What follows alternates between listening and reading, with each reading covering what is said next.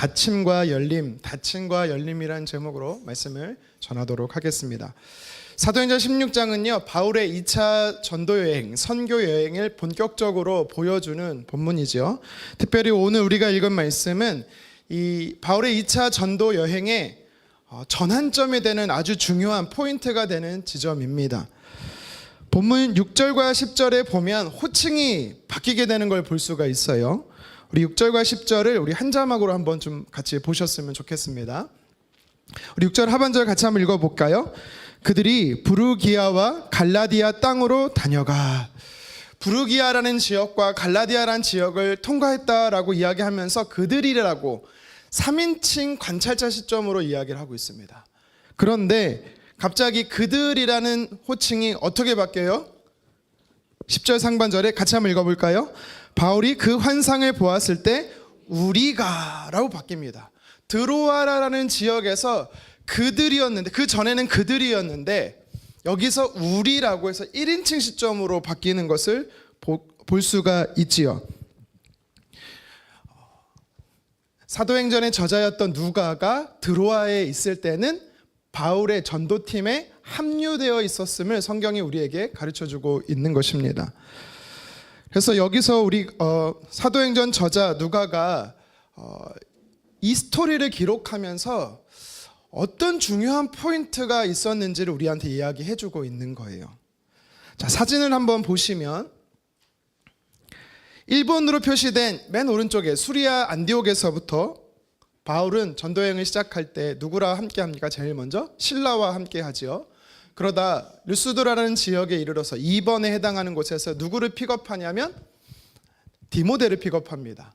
그래서 그들이라고 말했을 때 3명이에요. 그러니까 그들이라고 말했을 때는 처음엔 3명입니다. 바울하고 신라하고 디모데죠. 그런데 3번에 표시되는 드로아 땅에선 우리라라고 하면서 한 명이 더 추가돼서 4명이었던 누가까지 해서 4명임을 우리는 알 수가 있는 것이죠. 이렇게 지명이 많이 나와요. 그렇죠. 그래서 복잡해요. 한번 총 7개의 지명이 나오는데 표시를 해봤어요. 보시겠어요? 자막을.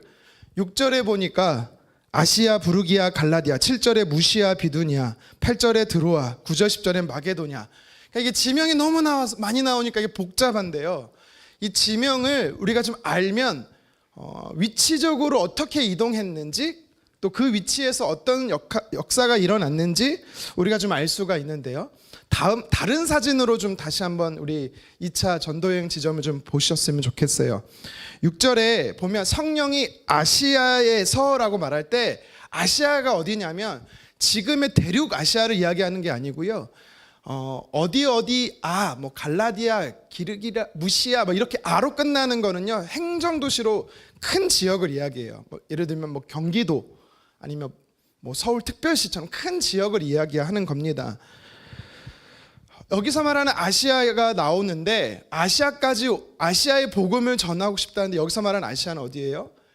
지금의 튀르키예의 서쪽 지역을 이야기해요.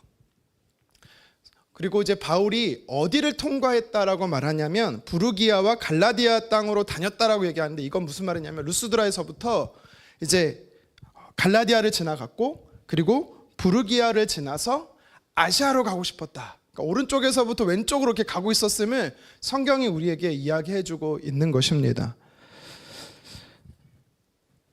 근데 여기서 일단 제가 그냥 몰라도 되는데 상식적으로 그냥 말씀드리면, 여러분 여기서 말하는 아시아는 우리가 소아시아라는 표현을 쓰잖아요. 지금 성경에는 소아시아란 말이 안 나와요 원래. 근데 이제 소아시아라는 게 무슨 말이냐면 지금의 튀르키예 땅을 이야기하는데, 나중에 역사학자들이 대륙의 아시아와 이 성경에서 나오는 이 튀르키예 지역의 아시아를 좀 구분 지으려고 소아시아란 말을 씁니다. 그거는 그냥 알고 계시면 되고요. 어쨌든 오늘 말하는 아시아는 튀르키예 땅을 이야기하는, 전체를 이야기하는 게 아니라 서쪽 지역을 이야기하고 있다, 이렇게 이해하시면 되겠어요. 그래서 복음이 계속해서 바울을 통해서 왼쪽으로 흘러가고 있음을 성경이 이야기해주고 있는 것입니다. 그러면서 7절에 또 지명이 나오죠. 다음 사진을 보시겠습니까? 아시아란 지역에서 복음을 전하고 싶었는데 성령이 아시아 지역의 복음을 전하는 것을 막았다라고 이야기합니다. 그래서 일단 어디로 이동하냐면 아시아보다 조금 더 왼쪽 어디지요? 무시아라는 곳에 가게 돼요. 더 정확히 말하면 무시아 그 큰 지역, 행정 지역 안에 있는 항구 도시였던 드로아라는 곳에 머물러 있습니다. 자, 이곳까지 계속 온 거예요. 자, 성경이 말하는 지명을 따라 우리가 계속해서 가면 수리아 안디옥에서부터 시작해서 루스디아를 지나서 갈라디아를 지나서 비두니아를 지나서 아시아를 지나서 무시아 지역까지 계속해서 왼쪽으로 가고 있음을 성경이 이야기해 주는 거지요. 그러던 중에 9절에 어떤 일이 일어나냐면 제가 하나를 빠뜨렸네요. 드로아에 있을 때 아시아의 지역에 복음을 전하려고 했는데 막히니까 드로아라는 지역에서 이번에는 비두니아로 가고 싶었어요. 오른쪽 표시되어 있는 북쪽에 해당하는 비두니아로 가서 복음을 전하려고 했는데 또 예수의 영이 허락지 않았다라고 성경이 이야기를 하지요. 그러면서 9절에 어떤 일이 일어납니까? 우리가 잘 아는 말씀이죠. 마게도냐 환상이 일어나요. 다음 사진 보여주시겠어요? 마게도냐가 어디냐면 저렇게 바다 에게해를 지나서 이러면서 에게해예요. 자, 바다를 지나서 지금의 그리스 북쪽 지역, 우리가 잘 아는 빌립보 이런 지역 있는 데가 데살로니가 지역입니다. 마게도냐 지역이에요. 데살로니가 아니라.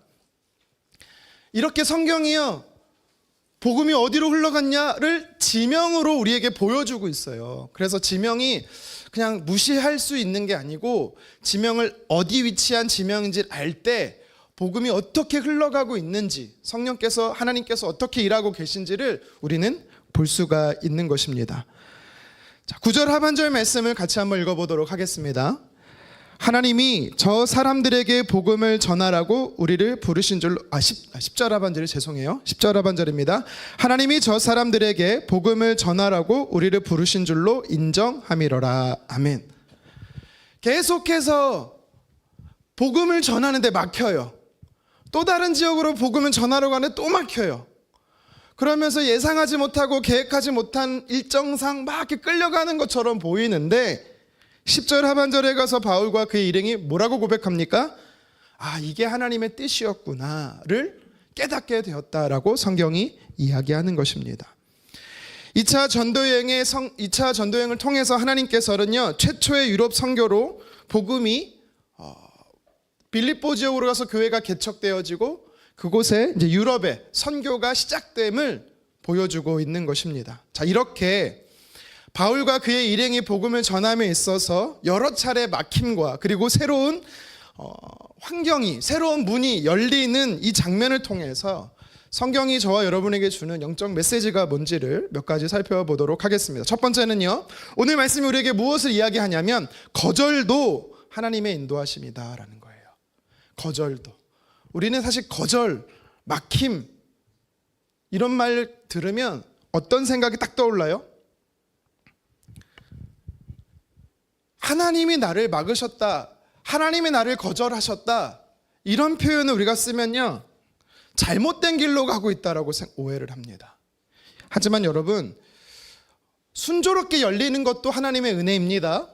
하지만 때로는 내가 죄나 내가 실수를 하지 않았음에도 불구하고 주님의 뜻을 따라서 성령의 인도하심을 따라서 가고 있는데도 불구하고 계획대로 되어지지 않고 계획과 차질이 일어나고 그랬을 때 여러분, 그건 역시도 하나님 은혜 안에, 뜻 안에, 다시 말해 인도하심 안에 있음을 여러분 믿으시기를 바랍니다.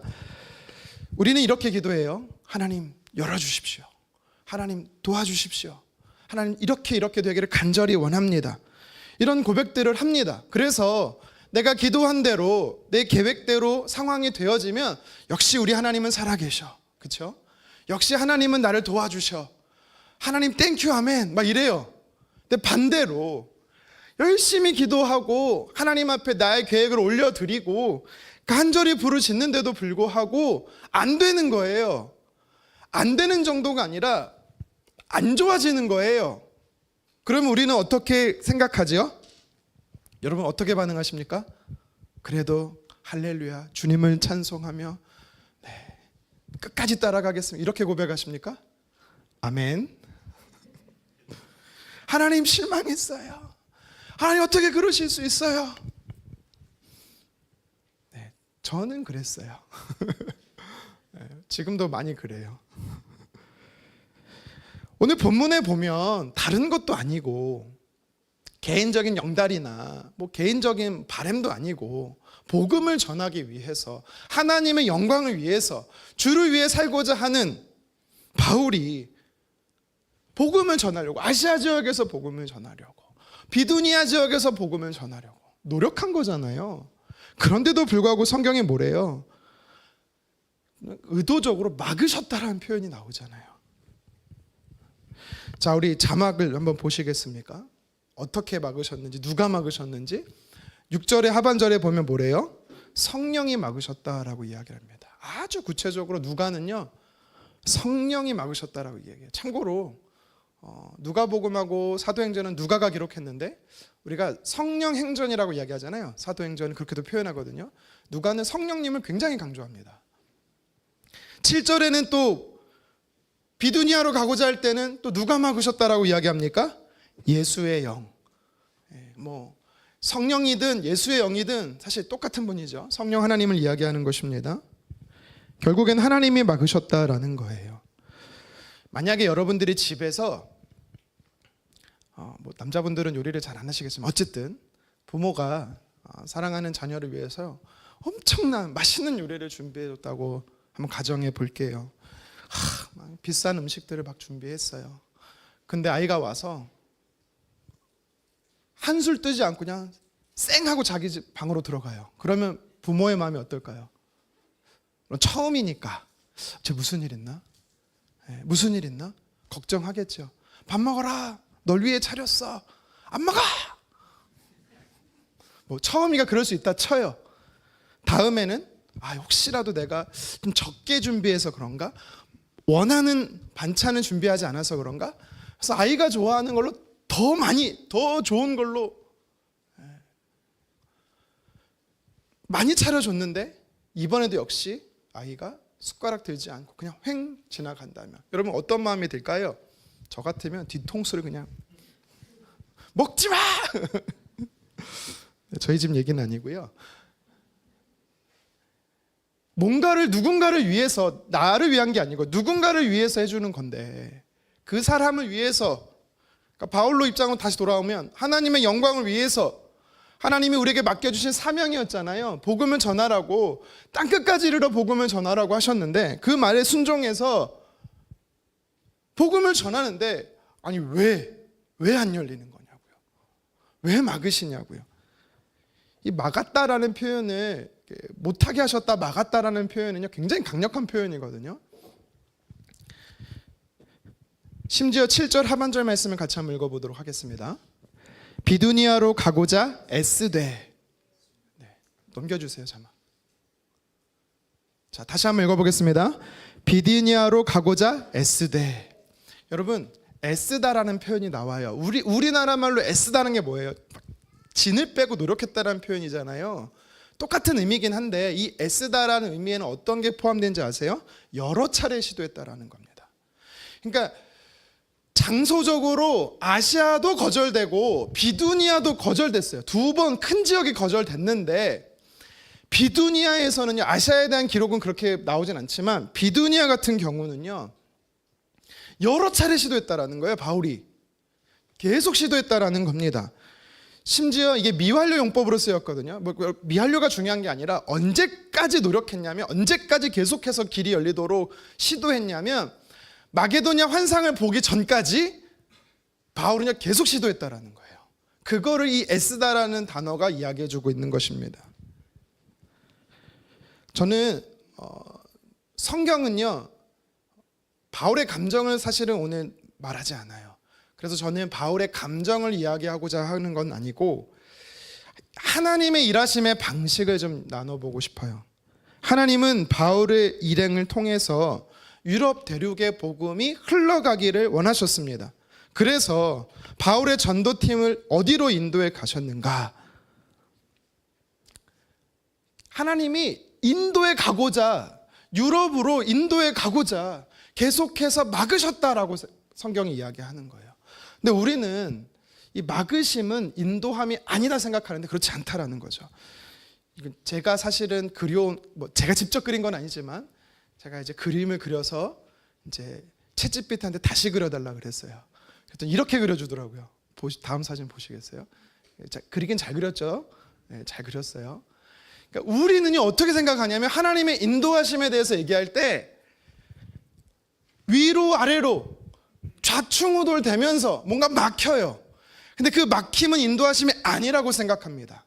근데 아니라는 거예요.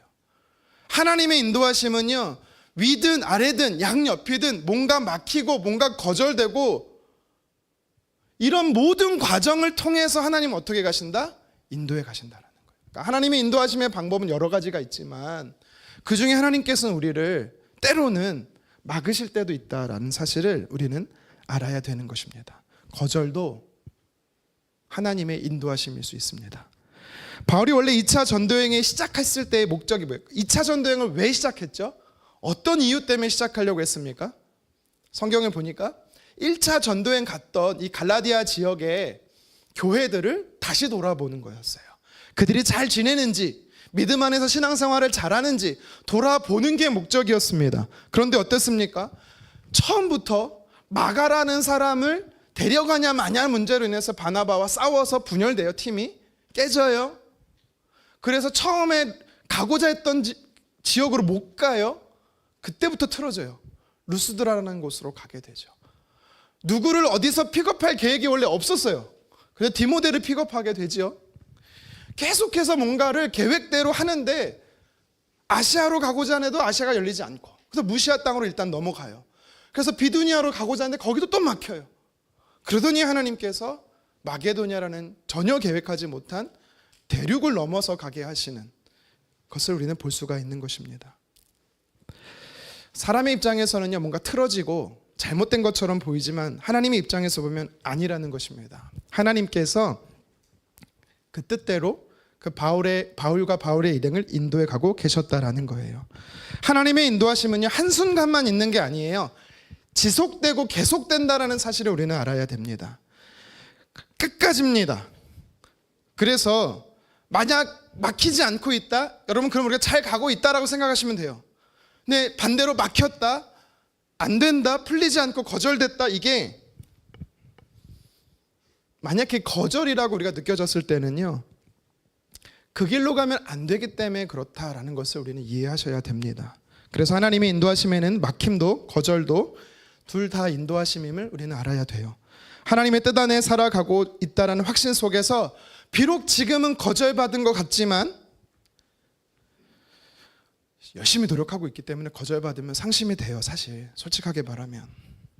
그래도 하나님이 막으셨다라면 나를 버리셨다거나 아니면 하나님의 인도하심이 끊겼다라고 생각하지 마시고 여전히 우리가 하나님의 인도하심 속에 있음을 여러분 기억하셨으면 좋겠습니다. 성경에 보면 광야의 이스라엘 백성들이 그랬어요. 하나님이 기적을 행하셨잖아요. 내려주셔도 돼요 이제. 하나님이 기적을 행했잖아요. 10가지의 기적을 행하시고 홍해도 가르시고 홍해에서 뒤쫓는 애굽의 군사들을요 수장시키는 그들을 진멸하시는 엄청난 스펙타클한 하나님의 일하심을 봤잖아요. 그런데 무엇이 기다리고 있었죠? 시온의 대로 탄탄대로가 기다린 게 아니라 굶주림이 기다렸고요. 목마름이 기다렸고요. 고단함과 피곤함이 그들의 삶에 기다리고 있었어요. 출애굽기 15장에 보면은요. 그들이 홍해를 딱 건너자마자 모세와 미리암이 만든 찬양시가 나와요. 그 찬양시를 이스라엘 모든 백성이 따라 부르며 하나님 앞에 영광 올려드렸다라고 말합니다. 그런데 성경은요 얼마 지나지 않아서 불과 3일 만에 이스라엘 백성들이 180도 태도가 변했다라고 이야기를 해요. 우리 같이 출애굽기 15장 우리 말씀 읽어보도록 하겠습니다. 백성이 모세에게 원망하여 이르되 우리가 무엇을 마실까 하매 입을 열어서 하나님을 찬양하고 있었어요. 내 입술을 통해서 하나님께 영광 올려드리고 있었다니까요. 그런데 불과 며칠 안 지나서 그 찬양하던 입이 원망의 입이 됐고 불평의 입이 됐고 싸움하는 입이 되었다라고 이야기를 하고 있는 겁니다. 막히니까 뭔가 거절되니까 돌발 변수가 우리에게 생기니까 이렇게 됐다라는 거예요. 그들은요 생각했어요. 하나님 인도하지 않는다고. 그들은 생각했습니다. 버림받았다라고, 끝났다, 인도하심이 끝났다 생각해요. 아니죠. 하나님의 인도하심은 광야가 끝날 때까지, 약속의 땅 가나안에 입성할 때까지 끝까지 되었습니다. 여러분, 우리는 기억해야 됩니다. 자동차를 운전하시는 분들은 알 거예요. 요새는 물론 이제 사람이 운전 안 하는 시대도 이제 점점 다가오고 있는데, 제가 처음 운전을 배울 때는 이게 밟는 게 3개였어요. 그렇죠. 아시는 분은, 연식이 오래되신 분. 요새 차들은 어때요? 2개죠. 브레이크하고 엑셀입니다. 뭘 언제 밟아야 되는지 다 아시죠? 브레이크를 밟아요. 멈추는 겁니다. 우리가 브레이크를 밟는 경우가 참 많아요. 여러 이유가 있겠지만 왜 브레이크를 밟습니까? 잘못된 길로 가고 있을 때 일단은 밟아요. 그렇죠? 더 이상 가면 안 될 것 같아서. 그렇죠? 또 그 길로 갔다가는 큰 사고가 나거나 잘못될 것 같으면 브레이크를 밟습니다. 하나님께서 우리의 삶에 브레이크를 밟으시는 이유도 있다라는 거예요. 운전자는 브레이크를 밟을 때 자기 자신, 그리고 함께 차에 타고 있는 사람들을 위해서 브레이크를 밟는 거예요. 우리의 삶의 운전자 되시는 성령 하나님도 마찬가지입니다. 내 삶을 인도해 가시는 삶의 키를 쥐고 계신 성령 하나님도 똑같습니다. 브레이크를 밟으실 때가 있어요. 왜요? 저와 여러분을 위해서. 당신은 이해되진 않지만, 그 순간만큼은 납득은 잘 되진 않지만, 하나님이 우리의 삶을 막으신다라고 할 때는 나를 위해서다라는 사실을 우리는 기억해야 되는 것입니다. 어떤 문은 잘 열리기도 하지만 어떤 길은 닫힐 때가 있어요. 기도해도 응답이 없는 것처럼 느껴집니다. 응답이 없습니다. 그런데 믿음의 사람은 기억해야 됩니다. 하나님의 인도하심은 열림으로만 응답되는 게 아니고요. 하나님의 인도하심은 막힘으로도, 거절로도 응답이 된다라는 사실입니다. 우리가 원하는 길, 사람이, 내가 개인적으로 원하는 길을 막으실 수 있어요. 그러나 그건 버리신 게 아닙니다. 더 좋은 길로, 하나님이 뜻하시는 길로 저와 여러분을 인도해 가신다라는 사실을 여러분 믿으시기를 바랍니다. 하나님은 지금도 저와 여러분을 인도하십니다. 하나님 오늘도 살아 역사하신 하나님은 우리의 앞날을 책임지고 인도해 가실 것입니다. 그런데 기억해야 돼요. 기도한 대로 열릴 수도 있지만 기도한 대로 열리지 않고 닫힐 때도 있다라는 사실이에요. 그거는 거절이지만 그 거절 역시도 하나님의 장기적으로 봤을 때 하나님의 인도하심 안에 우리가 잘 가고 있다라는 사실을 기억하십시오. 그래서 그 길을 따라 하나님의 비록 거절된 것처럼 보이고 비록 다친 것 같아 보여도 그것 역시도 하나님의 선하신 인도하심을 믿고 따라가는 저와 여러분 되기를 간절히 원합니다. 바울은 복음을 전하려고 하지만 상황이 막히기만 할 뿐 열리지가 않는 거예요. 그러면 이때 바울은 뭘 하고 있었을까요? 포기했을까요? 낙심해서 내가 계속 전도여행 하나 봐라, 마가처럼 막 돌아가 버렸나요? 아니죠. 오늘 성경이 우리에게 주는 두 번째 영적 메시지가 있습니다. 무엇이냐면 계속 두드리라는 겁니다. 계속 두드리라. 상황이 막히면 여러분, 물론 상황이 끝끝내 열리지 않을 수 있어요. 그거는 우리가 내려놔야 할 때예요. 포기할 수도 있을 때예요. 포기할 줄도 알아야 돼요. 아시아 지역에서는요, 바울이 포기했어요. 갈라디아를 지나서 비두니아를 지나서 부르기아를 지나서 아시아에서 복음을 전하고 싶었는데 아시아가 끝끝내 열리지 않아서 바울이 포기했어요. 하나님의 인도하심이 아님을 알았던 거죠. 물론 이 부분에 대해서 성경은 자세히 기록하고 있지는 않습니다. 이제 무시아라는 드로아의 지역에서 옆에 북쪽인 비두니아로 가서 복음을 전하려고 하는데 여전히 또 안 열리는 거예요. 하나님이 아니야라고 명확하게 말씀하기 전까지는 계속 시도하고 있었음을 우리는 알 수가 있어요. 예수님도 분명히 말씀해 주셨죠. 마태복음 7장 7절 하반절 같이 한번 읽겠습니다. 문을 두드리라, 그리하면 너희에게 열릴 것이니. 아멘. 바울은요, 계속 두드리고 있었어요. 계속 기도하고 있었다라는 겁니다. 어떻게 바울이 포기하지 않고 계속 하나님 길을 열어달라고 새로운 문을 열어달라고 두드리고 있었는지 우리가 어떻게 알 수 있습니까? 조금 전에 제가 설명드렸던 애쓰다, 이 단어를 통해서도 여러 차례 시도해달라는 뜻이고, 그것이 미완료 용법으로 하나님이 환상을 보여주시기 전까지 계속해서 시도하고 있었음을 이야기한다고 말씀을 드렸지요. 그것만 가지고 알 수 있는 게 아니라 또 알 수가 있어요. 성경이 우리에게 이야기해주는 간접적인 장면들이 나옵니다. 뭐냐면 장소하고 시간이에요. 장소하고 시간. 어느 장소에 있었죠? 드로아라는 지역에 있었어요. 아까 사진에서 제가 설명드렸지만 드로아는 어디냐면요, 지금의 터키 땅 안에, 튀르키예 땅 안에 가장 맨 왼쪽에 항구 도시예요. 이제는 더 이상 육지가 없어요. 더 가면 바다예요. 끝까지 내몰렸다라는 것을 성경이 우리에게 간접적으로 보여주고 있는 거예요. 또 언제 그 환상을 봤다라고 성경이 이야기하죠? 밤에. 물론 이 밤이라는 표시는 몇 시인지는 몰라요. 근데 보통 성경이 밤이라고 표현할 때는요, 뭔가 의미심장하게 가장 어두울 때를 이야기합니다. 장소적으로도 더 이상 나갈 수 없는 그런 위치예요. 시간적으로도 보면 하루에 가장 깜깜할 때예요. 그러니까 뭔가 시각적으로 우리에게 뭘 말해주고 있습니까? 장소적으로 뭘 말하고 있어요? 시청각적으로? 아무리 노력해도 열리지 않는 상황임을 계속 우리 성경이 이야기해주고 있는 것입니다. 그런데 그때까지 바울은 포기하지 않았습니다. 뭐 했습니까? 계속 두드리고 있는 거예요. 하나님 열어달라고. 하나님 열어달라고. 물론 성경은 바울이 그 시간에 기도하고 있었다라고 이야기하지는 않아요. 그런데 이제 학자들은 보니까 바울이 기도하고 있었을 거다라고 추정은 합니다. 왜냐하면 우리가 지금 사도행전 16장을 보고 있는데, 사도행전 그 앞에 10장에 보면 기도 중에 백부장 고넬료가 환상을 보았죠. 또 베드로도 요빠라는 땅에서 보면 환상 중에 정오에 12시에 유대인의 기도 시간에 기도하면서 환상을 봤죠. 하늘에서 보자기 같은 그릇이 내려왔던 그 환상을 세 차례 봅니다. 그래서 아마도 바울도 밤늦게까지 기도하고 있었을 거다라고 이렇게 추정하는 학자들도 있어요. 하지만 성경은 그렇게 얘기하지 않기 때문에 했는지 안 했는지는 모르겠습니다. 중요한 사실은 뭐냐, 포기하지 않고 계속해서 상황적으로도 환경적으로도 계속 시도하고 있었다라는 거죠. 성경에 보면 또 문제가 생겼을 때, 뭔가 막힘이 생기고 뭔가 어려움이 생겼을 때 하나님 앞에 계속 두드리는 자가 있어요. 누구냐면 모세가 그렇습니다.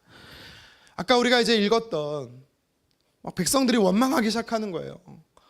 하나님이 인도하심 따라서 가나안으로 가려고 하는데 먹을 양식도 없고 먹을 물도 없고 이게 뭐냐. 그러니까 백성들이 막 원망해요. 모세한테 원망합니다. 그러니까 모세가요, 뭔가 어려움에 봉착하게 된 거예요. 뭔가 상황이 막힌 거예요. 그때 그는 어떻게 합니까? 우리 출애굽기 15장 25절 상반절 같이 한번 읽겠습니다. 모세가 여호와께 부르짖었더니. 아멘. 마라라는 쓴물이 나왔어요. 엘림이라는 하나님의 인도하심에 또 좋은 마실 물이 있는 장소로 하나님이 물론 인도해 가시지만 그 전에 모세는 뭘 합니까? 기도하는 거죠. 막혔을 때 하나님 앞에 계속 기도하는 거예요. 성경에 보면 모세가요, 문제가 생길 때마다 항상 뭐부터 하냐면 엎드립니다. 계속 하나님 앞에 두드렸다라는 거예요. 우리 출애굽기 17장 말씀도 같이 한번 읽어볼까요? 모세가 여호와께 부르짖어 이르되 내가 이 백성에게 어떻게 하리이까. 문제만 생기면 모세는 항상 엎드렸어요. 민수기 12장, 16장, 20장 계속해서 항상 모세는요 먼저 엎드려서 하나님 앞에 기도합니다. 계속 두드려요. 하나님, 이 상황에서 저희가 어떻게 해야 합니까? 모세는 자기 생각이 없었을까요? 자기 혈기가 없었을까요? 있잖아요. 무리바에서 한번 혈기 한번 부렸다가 물론 이제 하나님 앞에 책망받기도 하죠. 보통 모세는요 자기 성격대로, 자기의 성격대로, 계획대로 반응하지 않습니다. 머리부터 굴리는 사람이 아니라고요. 먼저 엎드리는 사람이었으면 성경이 이야기해 주는 거예요. 우리도 그래야 돼요. 제가 참 못해요. 여러분 이해해 주십시오. 제가 머리가 좋아요. 무슨 말이냐면 잔머리가 좋다는 얘기고, 딱 상황에 부딪혔을 때 안 되면 제가 의도한 건 아닌데 다른 방법이 막 생각이 나요. 머리가 좋아서 그래요. 농담이고요. 그럼 이렇게 해야지. 그럼 저렇게 해야지. 어떻게 보면 반응이 빠른 거잖아요. 이게 좋은 걸 수 있는데 아닐 수도 있다라는 겁니다. 왜냐하면 하나님께 엎드리지 않는 거죠. 하나님께 묻지 않는 거죠. 두드리지 않는 거예요. 여러분, A가 안 되면 차선책이 있고 또 차선책이 있다. 그렇게 계획하는 건 물론 좋습니다. 그런데 하나님의 뜻 안에서는요, 바로바로 반응하는 것도 물론 좋지만 먼저 엎드려서 물어봐야 돼요. 계속 두드려 봐야 돼요. 바울은 낙심하지 않고, 물론 낙심했었겠죠. 성경이 감정을 표현하지 않고 있으니까. 그렇지만 포기하지 않고 계속해서 두드리고 있었다라는 사실을 우리는 기억해야 합니다. 하나님이 주신 사명, 그 부르심 따라가면 무조건 잘 된다, 꽃길만 걷는다, 여러분 이렇게 생각하면 오산입니다. 아니라는 거예요. 가나안에 들어갔던 이스라엘 백성들에게 제일 먼저 직면한 문제가 아까도 말했지만 굶주림이고 마시지 못하는 거였고요. 10명의 정탐꾼을 보내요. 10명의 정탐꾼을 보내고 하나님께서 40일 동안 정탐하게 하시는데 그들은 생각했을 겁니다. 젖과 꿀이 흐르는 땅이라고 말씀하셨으니까 모든 게 다 준비되어 있을 거라고, 잘 준비되어 있을 거라고. 그런데 막상 가보니까 거인들만 사는 거야. 싸워서 절대 이길 수 없는 사람들만 있어. 그냥 답답한 거죠. 이게 정말 하나님 인도하시면 맞을까?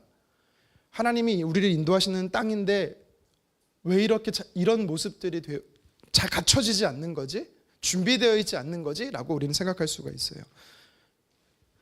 하나님의 나라와 영광에 살아간다고 하면서 길이 보이지 않을 수가 있고 막다른 골목에 다다를 수 있습니다. 그러면 우리는 단번에 의심하죠. 뭔가 잘못됐다고 생각하고요. 나를 부르신 하나님의 부르심도 틀렸다 생각하고 이 길을 가는 것을 포기하려고 생각합니다. 그런데 오늘 바울은 어떻게 했습니까? 계속되는 거절에도 멈추지 않았다라는 것입니다. 계속 두드렸다라는 것입니다. 바울은 처음부터 모든 여정을 계획하고 움직인 사람이 아니었어요. 순간순간마다 그때그때마다 하나님의 인도하심을 구했습니다. 뭔가 막히면 하나님의 뜻이 있을 걸 믿고 인도하심을 믿고 열리도록 계속해서 두드리는 사람이었습니다. 아시아가 막히니 드로아라는 곳에서 하나님께서 아시아가 막히니 무시아에 드로아라는 곳을 열어주셨습니다. 비두니아가 막히니 하나님께서 새로운 길 마게도냐를 여셨습니다. 이렇게 바울의 삶에는요, 2차 전도여행은 막힘과 열림이 계속 반복되면서 하나님이 이끌어 가시고 인도해 가셨다라는 사실입니다. 우리 10절 하반절 다시 한번 읽어보겠습니다. 복음을 전하라고 우리를 부르신 줄로 인정함이로라. 아멘. 종합적으로 결론을 줬다라는 거예요. 뭐라고요? 어떻게 결론을 냈다고요?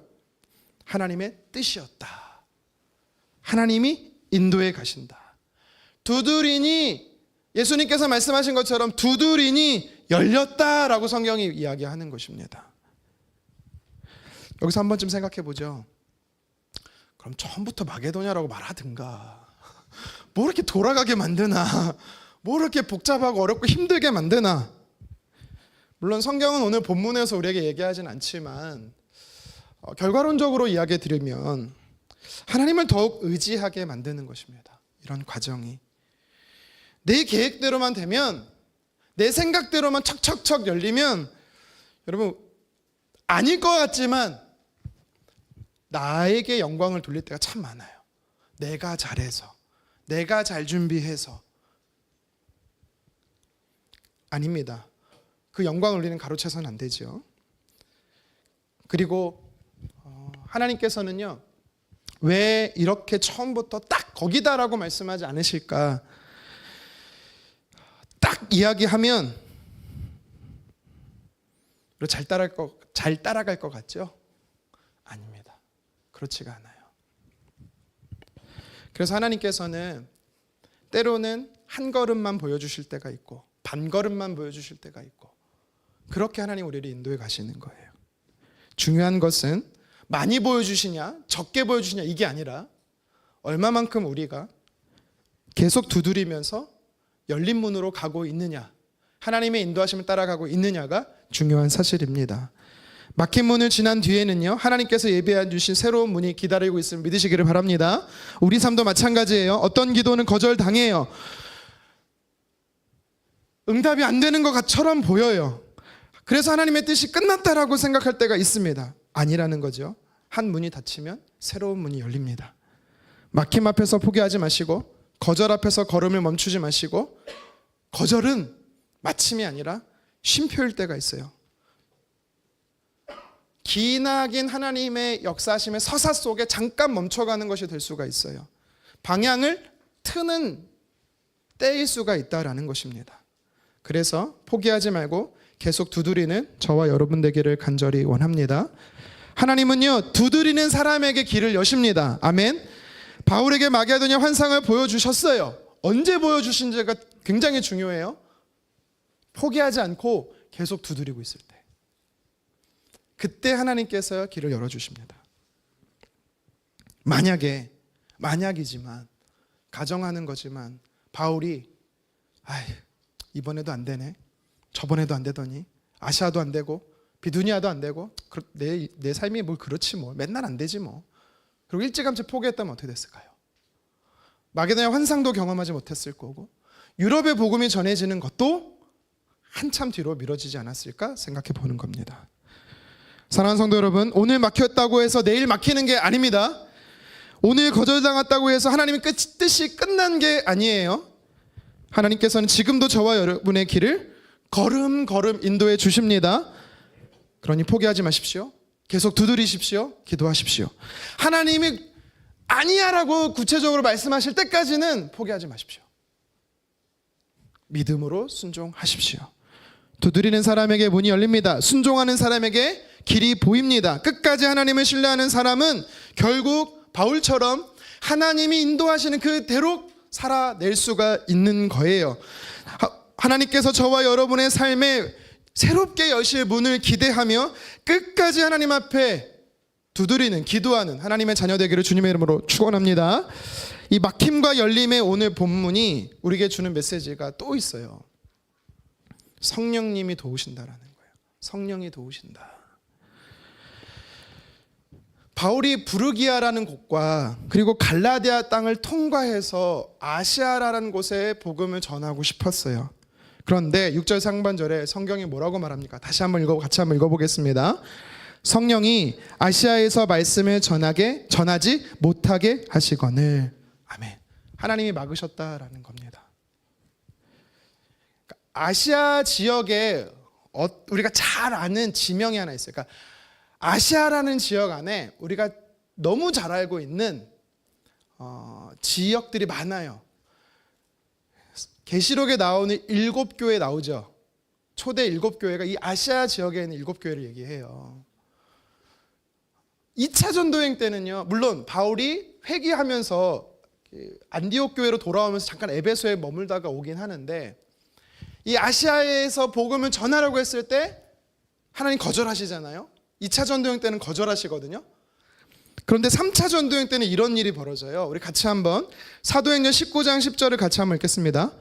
2해 동안 이같이 하니 아시아에 사는 자는 유대인이나 헬라인이나 다 주의 말씀을 듣더라. 2차 전도여행 때는요, 아시아에서 복음을 전하는 것, 말씀을 가르치는 것을 하나님께서 철저하게 막으셨는데, 3차 전도여행 때는요, 심지어 뭐라고 말하고 있어요? 에베소라는 아시아 지역 안에 있는 에베소거든요. 이 에베소에서는요, 무려 3년 동안 복음을 그곳에서만 전해요. 물론 정확히 3년은 아닌데 2년 넘게 전해요. 3개월은 회당에서 말씀을, 예수님 그리스도에 대한 말씀을 가르치고요. 유대인들이 이제 계속적으로 이제 반발이 일어나니까 믿는 사람들만 따로 데리고 이제 두란노 서원이라는 곳에 가셔서요, 2년 동안 집중 훈련을 하십니다. 말씀 훈련을 하세요. 거기가 어디냐면 에베소예요. 그 에베소가 어디냐면 아시아 땅이에요. 그러니까 왜 그때는 아닌데, 왜 그때는 안 열렸는데, 또 과거에는 안 열렸는데 왜 지금은 열리는가? 물론 우리는 이해할 수는 없습니다. 다 이해할 수는 없는데 성경이 우리에게 뭘 말하는 걸까요? 다시 오늘 본문으로 6절로 돌아오면 막으셨다. 이거는 우리에게 뭘 말하는 걸까요? 거절하셨다. 뭘 말하는 걸까요? 지금은 아니다라는 거예요. 지금은 아닐 수 있다라는 겁니다. 그러니까 하나님의 계획 속에, 하나님의 뜻 안에 하나님은요 시간과 장소를 결정하세요. 방법도 물론 결정하시지만 중요한 사실은 하나님 뜻 안에 있는 게 중요하다라는 거예요. 하나님의 시간 안에 있는 게 중요하고,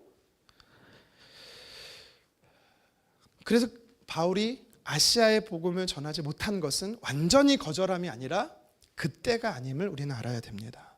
또 7절에 보면 아시아가 안 되니까 어떻게 해요? 비두니아로 가고자 하지요. 근데 7절 하반절 또 거절하십니다. 우리 7절 하반절 말씀 읽어보도록 하겠습니다. 예수의 영이 허락하지 아니하시는지라. 아멘. 못하게 하셨다, 허락하지 아니하셨다, 똑같은 거죠. 막으셨다라는 겁니다. 예수의 영이, 성령께서 그렇게 하셨다라는 거예요. 얼마나 많이 시도했겠어요? 얼마나 많이 노력했겠습니까? 근데 안 되는 거예요. 답답했겠죠. 힘들었겠죠. 근데 왜 그냥 우리가 보통 하나님이라고도 표현해도 되는데 성령이라고 표현하고 있을까요? 6절에 성령이라고 표현하고 또 7절에 예수의 영이라고 표현하고 있을까? 이게 또 되게 중요해요. 우리 말씀 한 구절 한번 찾아보겠습니다. 사도행전 2장 17절입니다. 함께 읽겠습니다. 하나님이 말씀하시기를 말세에 내가 내 영을 모든 육체에 부어주리니 너희의 자녀들은 예언할 것이요 너희 젊은이들은 환상을 보고 너희 늙은이들은 꿈을 꾸리라. 아멘. 이게 무슨 말이냐면 사도행전에서 이제 베드로가 말씀을 전하면서 요엘서의 말씀을 인용한 거예요. 성령의 세대다, 성령의 시대다. 지금 우리가 살아가는 시대는 성령이 역사하는 시대다를 이야기하고자 한 거예요, 베드로가. 그런데 이제 뭐라고 말하냐면 자녀들은 예언하고 젊은이들은 환상을 보고 늙은이들은 우리 찬양에는 아비들이라고 표현하는데 늙은이들은 꿈을 꾼다. 이거는요 세대 계층을 나눠서 이런 역사가 일어난다는 그런 뜻이 아니고 성령을 받은 모든 사람들에게는 꿈을 꾸는 성령의 인도하심, 도우심이 있고 예언하게 하시는 성령의 역사도 있고 환상을 보게 하는 성령의 역사도 있다라는 것을 이야기하는 겁니다. 6절 상반절에 성령이 하셨다, 막으셨다. 7절에 예수의 영인 성령께서 하지 못하게 하셨다. 9절에 성령께서 환상을 보게 하셨다. 이렇게 해석해도 무난한 겁니다. 모두 성령 하나님이 하셨다라는 거예요. 그러니까 성령 하나님이 선교의 주역이 되셔서 바울뿐만 아니라 바울의 일행도, 이 시대의 교회도, 교회된 저와 여러분의 삶도 성령 하나님께서 인도해 가신다는 사실을 우리는 믿어야 되는 것입니다. 성령께서 바울의 길을 막으신 것 같지만 아니요, 돕고 계셨다라는 거예요. 인도해 가고 계셨다라는 겁니다. 다음 주에 살펴볼 본문이겠지만 11절에 보면 이제 배를 타고 에게해를 건너서 마게도냐 땅으로 가지요. 어떤 일이 일어납니까? 빌립보라는 지역에 가서 유럽의 첫 교회, 빌립보 교회가 세워집니다. 자주 옷감 장사였던 루디아라는 사람을 만나서 교회가 개척이 돼요. 하나님이 그곳에 처음 복음의 씨앗을 뿌렸고 교회가 세워지게 하셨고 그 복음이 유럽에 확산되어지고 그 복음이 아시아로 넘어와서 그 복음이 우리 조선 땅까지 와서 저와 여러분에게까지 이어졌던 것입니다. 그러니까 우리는 몰라요.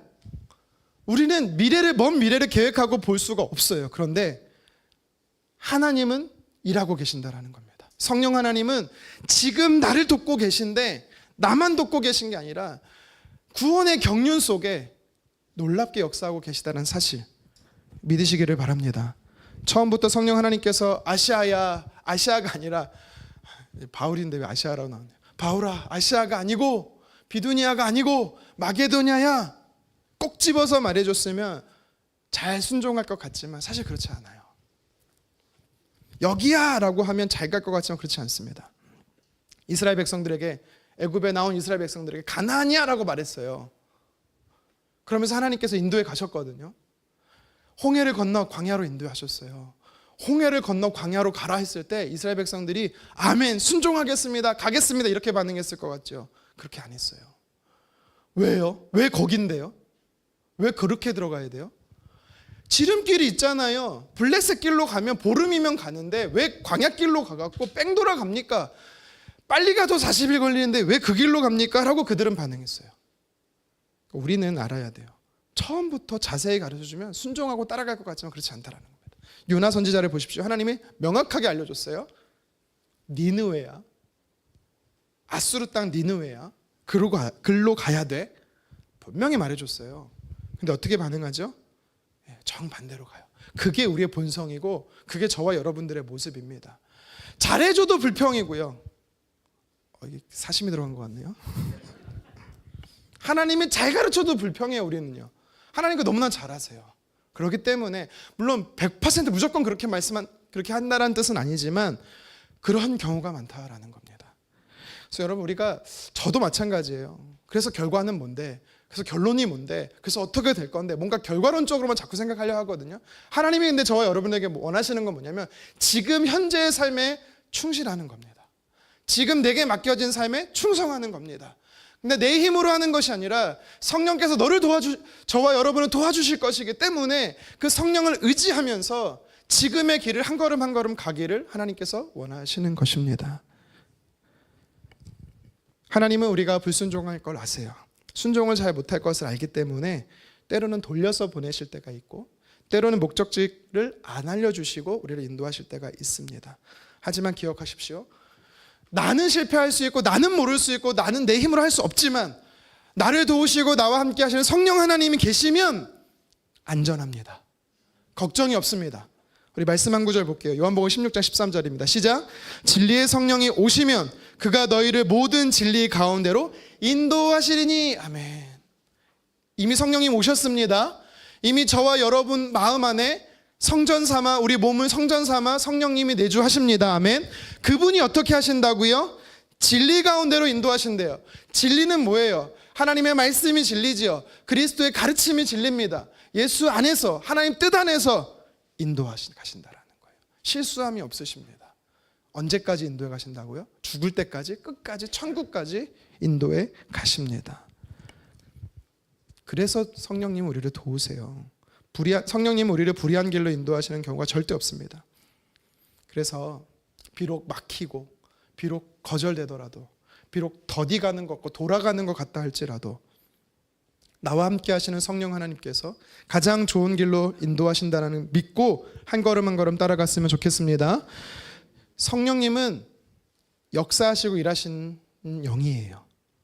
우리를 가르쳐 주시는 영이시고 우리 삶 안에 우리를 도우시는 분이십니다. 누가는 그거를 가르쳐주고 싶었어요. 하나님의 자녀로 살아가는 백성들을 성령께서 인도해 가신다. 이걸 가르쳐주고 싶었어요. 성령이 도우신다. 이것을 가르쳐주고 싶었어요. 성령님은 위로의 영이라고도 표현하잖아요. 카운셀러라고 표현을 해요. 우리 삶에 우리의 고충을, 우리의 고민을, 우리의 아픔을 들어주시는 분이고 또한 성령님은 그것에 대해서 싸매어 주시는 분이고 품어주시는 분이시고 저와 여러분에게서 가장 좋은 길로 인도해 주시는 분이십니다. 영국의 유명한 설교의 대가라고 말하는 찰스 스펄전 목사님 잘 아실 겁니다. 이분이 이제 은혜교회라고 그레이스 처치라는 곳을 담임하셨는데요. 이 교회가 운영하는 고아원이 하나 있었어요. 이 고아원을 운영하는 데 있어서 좀 재정이 많이 필요했습니다. 당시 웬만한 노동자가 한 달에, 그러니까 1년 버는 게 50파운드였다라고 말해요.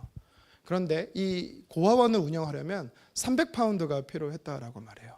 그러니까 6년 이상의 한 개인의 연봉, 6년에 해당하는 연봉이 필요한 거죠. 그러니까 큰 재정이에요. 지금으로도 생각해도. 영국 브리스톨이라는 지역의 한 교회에서 전도 집회를 초청을 받아서 가서 집회를 잘 마치고 이제 기도 제목을 나누면서 고아원을 운영하는데 재정이 필요합니다. 그리고 고백을 하고 후원을 받았는데 딱 300파운드가 모아진 거예요. 목사님이 계획한 대로 이 고아원을 운영하는 데 있어서 필요한 재정이 딱 하나님 주셨습니다. 그래서 너무 감사한 거죠. 역시 성령님은 멋진 분이셔. 역시 성령님은 너무나 나를 잘하시고 우리를 잘하셔. 이런 고백을 하면서 감사하며 그 집회를 마치고 숙소로 돌아와서 자기 전에 너무 감사하니까 기도를 했대요. 그게 문제였어요. 감사하면 기도해야 되는 거죠. 그래서 그냥 잘 수도 있지만, 피곤한데 그냥 잘 수 있지만 감사 기도를 했습니다. 하나님, 상황을 너무나 잘하셔서 필요한 재정을 채워주심에 감사합니다. 그렇게 기도를 했대요. 찰스 스펄전 목사님이. 그 지역이 브리스톨이라는 지역이에요. 제가 왜 그 지역을 강조하냐면 그 지역에 고아원 사역하시는 분이 있었어요. 여러분, 5만 번의 기도 응답 누군지 알죠? 조지 뮬러 목사님. 기도의 응답으로도 되게 굉장히 유명하지만 사실 고아원으로 운영하면서 기도를 응답을 많이 받은 거거든요. 근데 기도하는데 너 여기가 어딘지 알지? 브리스톨입니다. 브리스톨에 누가 있는지 알지? 모릅니다. 그게 아니고 이곳에 고아원을 운영하는 조지 뮬러 목사가 있다. 물론 알고 있었던 분이죠. 그러니까 성령님이, 그러니까 제가 약간 좀 이렇게 가미해서 하는 이야기인데요, 부담감을 주시는 거예요. 우리 교회가 운영하는 고아원이 있고 우리 교회에 맞는 딱 재정인데 성령 하나님께서 너무나 잘하시고 성령 하나님께서 채워주시고 성령님께서 인도해 주셨다는 믿음을 가지고 있는데 갑자기 기도 중에 일어나서 조지 뮬러 목사님이 사역하시는 애슐리다운 고아원에 찾아가서 이래서 하나님께서 헌금하라고 하십니다. 전해줬대요. 그랬더니 이 조지 뮬러 목사님은 너무 기뻐서 막 할렐루야를 외쳤다라고 말해요. 서운한 거죠. 조지 뮬러 목사님이 서운한 거예요. 와, 하나님 나보다 이분을 더 사랑하시네. 그래서 서운했던 거예요. 하나님 우리는 안 챙겨주시고 여기만 챙겨주시네. 여러분 이럴 때 많지 않아요? 저도 되게 많이 느끼거든요. 서운한데. 그래서 시무룩해졌다라고 말합니다. 그래서 집회를 마치고 너무 기뻤던 감정이 그 다음날은 시무룩한 상태가 되어서요, 이제 자기가 사역하는 이 그레이스 처치 교회로 온 거예요. 근데 와서 사무실에 딱 앉았는데 봉투가 하나 딱 놓여져 있는 겁니다. 그 봉투를 열었더니 얼마가 들어있었게요? 얼마가 들어있었게요? 315파운드. 딱 300이어야 뭔가 감동적인데. 그래서 300실링에 해당하는 약 315파운드가 들어있었대요. 그래서 우리 찰스 스펄전 목사님이 이렇게 말했다고 해요. 야, 우리 하나님은 이자도 쳐주는 분이시다. 역시 우리 하나님은 이자까지 주시는 분이시다. 그러니까 성령님이 너무 잘 알고 계셨던 거예요. 그러니까 만약에 너가 만약 사무실에 가면 네 자리에 딱 그 돈이 있을 거야. 걱정하지 말고 그거 흘려보내. 이렇게 말하면 좋지 않아요? 우리 하나님은? 근데 그러신 분이 아니세요. 대부분 그렇게 역사하지 않으세요. 일단 순종부터 하기 원하세요. 그러니까 이 참된 순종은 그런 거예요. 하나님을 신뢰하고 하는 순종이에요. 이게 하나님 원하시는 순종이에요. 순종하면 성령님 어떻게 하신다고요? 인도하신다고요. 성령님 어떻게 하신다고요? 헤아려 주신다고요. 성령님 어떻게 하신다고요? 필요를 채워 주신다고요. 조지 뮬러 목사님이나 찰스 스펄전 목사님에게만 해당한 이야기가 아니에요. 저와 여러분의 삶에도 성령 하나님은 동일하게 일하시고 역사하시는 분이십니다. 그래서 우리는 어떻게 해야 합니까? 비록 막히고 비록 거절되는 것 같고 돌아가는 것 같고 포기하라고 말하고 흘려보내라고 말하고 안 된다라고 말하는 상황 속에서 우리가 낙심할 게 아니라 어떻게 된다고요? 그럼 하나님은 더 큰 계획이 있고 하나님 놀랍게 역사하실 거다라는 믿음으로 우리는 반응해야 되는 것입니다. 성령 하나님을 신뢰하십시오. 성령 하나님을 끝까지 따라가십시오. 내 계획보다 성령 하나님이 더 크십니다. 저와 여러분들보다 성령 하나님이 하나님의 뜻을 정확히 아십니다. 그래서 우리는 성령님을 따라가면 되는 것입니다. 우리는 오늘날 삶에도 수많은 이 선택의 갈림길에 우리는 놓여 있게 돼요. 어떤 길은 열리기도 하고요, 어떤 길은 닫히기도 할 겁니다. 때로는 이해되지 않는 거절을 경험하기도 해요. 오늘 바울이 고백한 것처럼 애쓰는 사람도 분명히 있을 겁니다. 그런데도 문이 닫혀서 안 열리고 한 걸음 나아가지도 못할 때가 있어요. 그러나 오늘 성경은 우리에게 분명히 말합니다. 성령님이 도와주십니다. 더 좋은 길로 하나님 이끌어 인도해 가십니다. 이 사실을 믿는 저와 여러분들에게 주님의 이름으로 축원합니다. 말씀을 정리하겠습니다. 바울은 당시에 아시아가 왜 막혔는지, 비두니아가 왜 허락되지 않았는지 전혀 몰랐습니다. 그러나 시간이 지난 후에야 알았어요. 하나님은 유럽 땅에 복음이 흘러가고 유럽 땅에 교회가 세워지기를 원하셨다라는 것입니다. 그 하나님의 계획 속에는요, 2000년이 훨씬 지난 지금 저와 여러분의 삶 안에도요, 여전히 하나님의 계획이 있고요, 우리가 모르는 다음 세대, 훗날 세대에 하나님의 놀라운 인도하심이 있습니다. 그 과정 속에, 그 놀라운 구원의 경륜 속에 어쩌면 우리의 삶을 막으실 때가 있어요. 다 이해되지 않습니다. 왜 이 길이 막혔는지 이해가 되지 않고, 왜 내가 기도한 대로 응답되지 않는지 답답할 때가 있어요. 하지만 우리 하나님은 단 한 번도 실수하시는 분이 아니십니다. 우리를 잘못된 길로 인도하신 적이 없어요. 도리어 시간이 돌이켜 난 후에 우리는 고백하게 될 겁니다. 그때 막아주셔서 살았다. 그때 하나님께서 거절하셨기 때문에 더 좋은 걸 얻었다. 그때 돌아가게 하셨기 때문에 선한 뜻을 이루게 하셨다. 모든 것이 하나님의 은혜였다 라고 우리는 고백하게 될 줄 믿습니다. 인간적인 눈으로 볼 때는 막힘은요,